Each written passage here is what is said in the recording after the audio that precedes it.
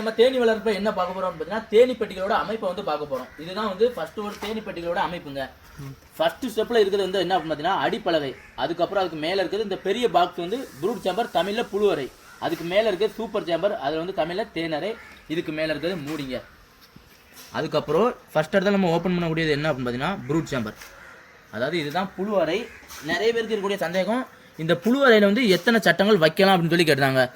Fruit chamber அப்படின்னு நம்ம எடுத்துக்கிட்டோம்னா கம்பல்சரி இப்போ உள்ள இந்த மார்த்தாண்டம் நியூட்டன் பாக்ஸ்னு சொல்லக்கூடிய பாக்ஸில் வந்து 6 சட்டங்கள் கம்பல்சரி இருக்குங்க. இந்த ப்ரூட் சேம்பரில் வந்து 6 சட்டம் மட்டும் தான் வைக்க முடியும். அதை விட கம்மியாகவும் வைக்க முடியாது, அதை விட அதிகமாகவும் வைக்க முடியாது.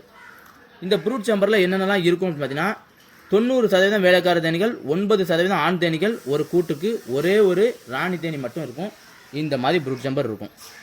அதை தவிர ஒரு நாள் முட்டை, கூண்டு புழு பருவம், ஃபுல் தேனீக்கள் இந்த மாதிரி இருக்கும். எந்த தேனீக்கள் கொட்டும் அப்படின்னு பார்த்தீங்கன்னா வேலைக்கார தேனீகள் தான் கொட்டும்.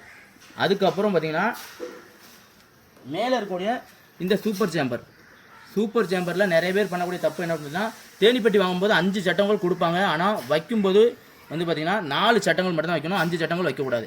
5 சட்டங்கள் வச்சா என்ன ஆகுனா அந்த அடை கட்டும்போது ஒன்றுக்கு ஒன்று டச் ஆகி அந்த எக்ஸ்ட்ராக்டர் மிஷின் வச்சு நம்ம சுற்றி எடுக்க முடியாது.